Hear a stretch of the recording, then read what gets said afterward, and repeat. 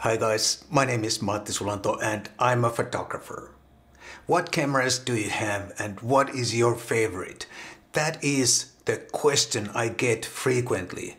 Almost every day, sometimes twice a day. So I decided to make this video where I share all my cameras and lenses, and I also share what is my favorite camera. So next time someone asks that, then I can point them to this video and I don't have to reply individually each and every one. I'm gonna go straight to the point and start with the smallest sensor camera that I have and end up with the largest sensor camera that I have. My smallest sensor camera is the Olympus XZ1. I gave this camera to my daughter back in 2011 when this was a brand new model. She was heading off to Japan and a few other places and she needed a camera for that trip. And about a year ago she gave it back to me. She said it's been in a box, neglected, and I was happy to get it back and happy to see if it still works. And indeed it works. I have two batteries for this and a dedicated charger even. But sadly I haven't been using this much. I've only taken this out a couple of times just to see, if it works. But I think in the near future I will make a photo walk with this camera and see if those CCD colors are what some people say, something like magic or whatever. And then I have three micro four thirds cameras, and the oldest micro four thirds camera that I have is this Lumix GF6. I don't use this often, but sometimes I take it out just for the fun of it. And the pictures always come out really nice, but it is a little bit clunky compared to the latest micro four thirds cameras, and the shutter also is a little bit loud compared to the latest cameras. But every time I'm surprised how good the pictures look from this kind of old micro four thirds camera. And the next micro four thirds camera is the Lumix GX880, and this camera I like a lot. I like the compact size and the very simple user interface. I usually put it in P professional mode and just snap away, and the pictures every time also from this camera, they surprise me how good they look. And my third micro four thirds camera is the Lumix GX9, which I don't have here right now. I already packed it away because I'm moving soon and I'm traveling soon. So I packed away some cameras that I thought I'm not gonna use for a while. But the GX9 is a super nice camera. I like it a lot. My camera has a broken IBIS, so it's holding me back slightly. I don't want to use that camera in any challenging low light situations anymore because there's no stabilizer. But outside on a bright day, it's a super nice camera even with the broken IBIS. Then I have altogether 6 lenses for my micro four thirds cameras. The first one is this 12mm f2.5 super tiny prime lens wide angle, and then I have the 20mm f1.7 mounted on the GF6 at the moment. Also a lovely lens. Many complain about the autofocus, which is kind of slow, but it doesn't really bother me. I like this lens a lot. And then I also have the Panasonic Leica 25mm f1.4 Mark II, but it's not here at the moment. I put it in the storage already because I'm not gonna take that with me when I'm traveling soon. And then I have the 12 to 32mm kit lens mounted on the GX880. I love this tiny little kit lens. It's so super compact, but it always delivers excellent pictures. And then I have another kit lens, the Panasonic Lumix 14 to 42mm motorized kit zoom lens. Often underappreciated and almost forgotten lens for no particular reason. It's as good as any kit lens, which is to say that it's a pretty good lens, but often neglected. And the sixth lens that I have is the Lumix 12 to 60mm kit lens, also not the Leica version, the Lumix version. I like the lens, it has a nice range and the image quality is also really good, but that lens is also already packed away because I am not going to take that when I travel. But now when I really think about the lens and the versatility of the lens, maybe I have to rethink that and maybe I will take it with me when I travel.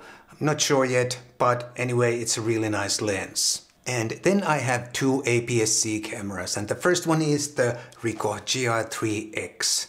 And I guess this would be my everyday carry camera, my EDC. It's so easy to take with me anytime, anywhere. It fits in my pocket, it's lightweight, and the pictures from this camera, they always look so good. This camera never disappoints in that regard. My second APS-C camera is the Sony a6700. I've had this camera for, 2 months or so, and I'm super happy with this camera.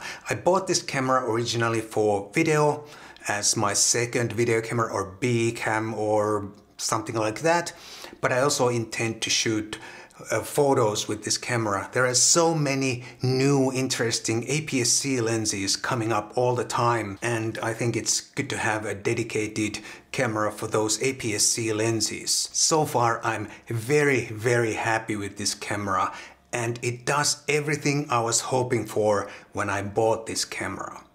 But I'm not saying that this would be the perfect camera for everyone. Probably not.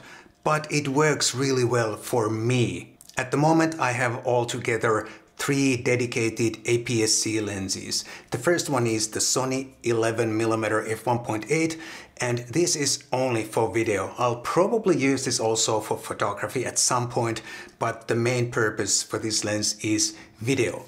Then the second lens, APS-C lens I have is the TT Artisan 27mm f2.8. This is a tiny budget lens, but quite decent optically nonetheless. My third APS-C lens is the Viltrox 75mm f1.2. It's a super awesome short telephoto for APS-C cameras. It's a little bit big, a little bit heavy, but it's kind of worth it because it is just so good. My only full-frame camera is the Sony a7 Mark IV. I've had this camera for about 1.5 years now, and I'm more than happy with this camera. It has far exceeded the expectations I had for it. I use this camera almost every day for either photography or video. And again, I'm not saying this would be the perfect camera for everyone. It just works for me really well. For the Sony a7 Mark IV, I have altogether 5 full-frame lenses. The first one is the Sony 24mm f2.8G, and the next one is the Sony 40mm f2.5G, and the next one is the Sony 50mm f2.5G. And at this point you may want to ask, why on earth did you buy both 40 and 50mm, because they are so close together? Well, originally when I went back to Sony, is it 3 years ago or something, I bought this 24mm and the 50mm lenses. But then about a year ago or so I saw the 40mm on special offer, and by that time I'd been using this Ricoh GR3X a lot, and this has a 40mm equivalent angle of view, and I realized that I like that angle of view a lot, so I decided to buy a 40mm also for my full-frame Sony to get the same angle of view. That's why I have both 50 and 40.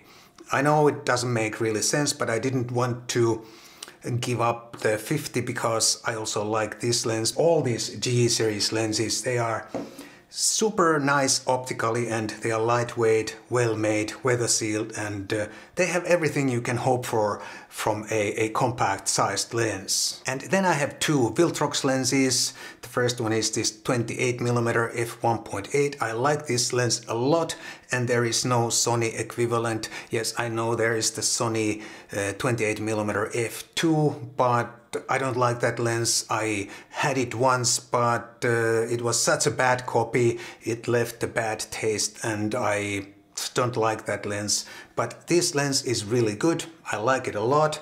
And 28mm is also a super nice angle of view.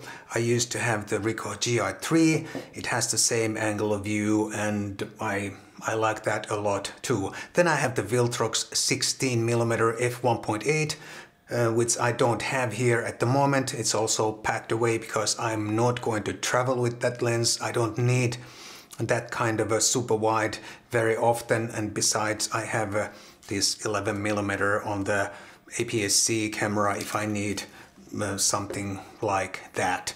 I almost forgot, I do have one more full frame lens. It's the Sigma 70mm f2.8 macro. I sometimes forget I have this lens because I bought this for a very specific purpose and I haven't been using this for anything else so far. That very specific purpose is digitizing my negatives and slides. I haven't been very successful with that. I have managed to digitize so far roughly about 1000 negatives and slides, and I probably have another 99,000 to go. And what is my favorite?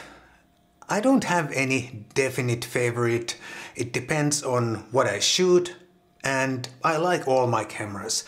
But if I had to name one favorite camera, I think it would have to be the Ricoh GR3X. Because of its lightweight, compact size and the image quality, this camera never disappoints and always delivers. This is all I have for you today. I know this was kind of lightweight content, and next time I hopefully have something more substantial, but like I said, I had to make this video because I get these questions so often. I hope you still enjoyed this a little bit, and if you did enjoy this a lot, please do consider buying me a cup of coffee. There's a link down below for that if you don't live in Finland. Thanks so much, and I'll see you in the next video.